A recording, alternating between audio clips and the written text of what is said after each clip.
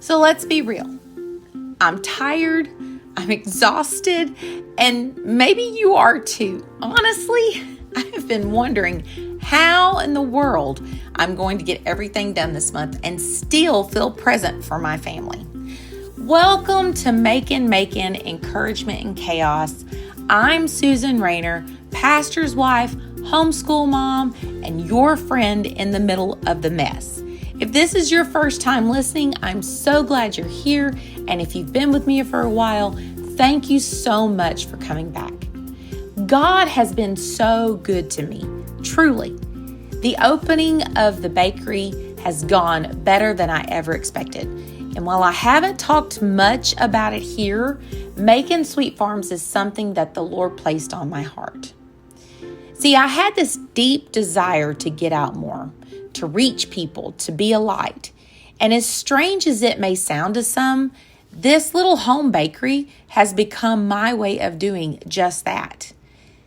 I officially opened on September the 1st, and it has been a crazy whirlwind ever since.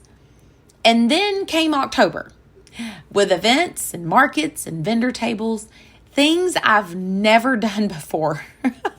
But I stepped out because the goal was bigger than sales. See, the goal is to shine a light, to be a witness, to be a friend. And it has been amazing. I've watched the power of food open up conversations. My husband says that I get this bubbly countenance when people come to the table and I start talking to them about things. He said it's just like I completely change. But I've prayed with people I never would have met otherwise. I've watched the Lord bless our little bakery far beyond what I imagined. And at one recent event, I baked what I thought would be more than enough. However, I sold out everything except for maybe like 4 packs of cookies that very first night. And I came home and I baked all over again until 4:20 the following morning, just so I could have more cookies to sell. And then I turned around and sold out again before the second night was even over. You see, that wasn't me, that was God. But even in the middle of this blessing, I've had my doubts, I have my worries, I've wondered if I'm doing too much, if I've taken on more than I can handle. And yet I keep going because I've told the Lord, if I can just reach one soul, it's worth it. And this month has thrown everything at us. I'm telling you, everything. Our main car went out, and we're still praying it's covered under warranty. Finances are tight. Things keep piling up. We're praying over our church, and it feels like it's just one thing after the other. And that's actually what led to my last podcast. And if you haven't listened, it's Be Still and Breathe. But I've had to sit with Psalms 46 and 10 in a whole new way. See, patience has never been my strong suit. I may have mentioned this before. I don't know. But my mother has said, lovingly, of course, at least I hope so, I prayed for patience and I got you. And she wasn't wrong. See, patience is something that I've had to work on my whole life. The Bible calls it a virtue for a reason. It doesn't come easy. It's something that's developed over time. And believe me, I'm still developing. But one verse that I keep coming back to lately is Proverbs 3:5-6. And I quote it a lot. I quote it to people in our church, people that I come in contact with. But it's trust in the Lord with all thine heart, and lean not unto thine own understanding. In all thy ways acknowledge him, and he shall direct thy paths. When we trust him, fully trust him, he does miraculous things. Now, that doesn't mean that life won't be hard. It doesn't mean we won't feel overwhelmed or tired.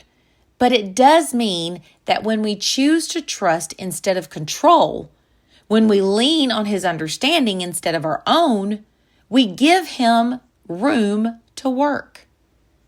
I've been thinking a lot about the power of choice. Even from the beginning, God gave us a choice. He placed that tree in the garden, not because he wanted to trip Adam and Eve up, but because he wanted their love to be chosen, not forced. And they chose poorly, perhaps, but we've all been there. And still today, God gives us choices. We get to choose whether we will trust him, whether we'll lean on him, whether we'll wait on his timing or push ahead with our own. And if I'm honest, I want his way. I've lived enough to know that my design doesn't even come close to his. See, we've had miracles in our life, literal, undeniable miracles that prove God's plans are so much better than ours. Our first miracle came when we had our daughter. And if you've listened to any previous episodes or you've read my blog post, A Tangible Miracle, you might remember the story. We were prophesied to multiple times that we'd have a child. And when we moved to Texas, we held on to that promise. But 10 years passed from the time that we were married. 10 years of waiting. 10 years of wondering if we'd ever see it come to pass. We've even talked about adopting. That was one of the things that we did. And 3 months, literally 3 months after that conversation, God showed up. He kept his promise, and he didn't just answer it. He exceeded it. He gave me the deepest desire of my heart, a redheaded little girl. I never asked him for that specifically, but he knew. Because Psalms 37:4 says, delight yourself in the Lord, and he will give you the desires of your heart. And that's exactly what he did. So yes, I'm tired. Yes, I'm overwhelmed. But I know deep down that God has something up his sleeve, something I can't see yet. And I trust that whatever it is, it's good. I get weary in the waiting. I second guess what to do next. But I'm learning to hold on to this. God is in control. There's no point in stressing. All I can do is what I can do and keep moving forward. I once heard someone say, it's like standing on the edge of a cliff and there's no step in sight. But by faith, you take the next step anyway. How do you step when you don't see where your foot will land? It's called faith, my friend, faith. It's hard, but it's possible. So if you're feeling tired today, if you're in a season of uncertainty, of waiting, of stretching, let me remind you, God is still writing your story.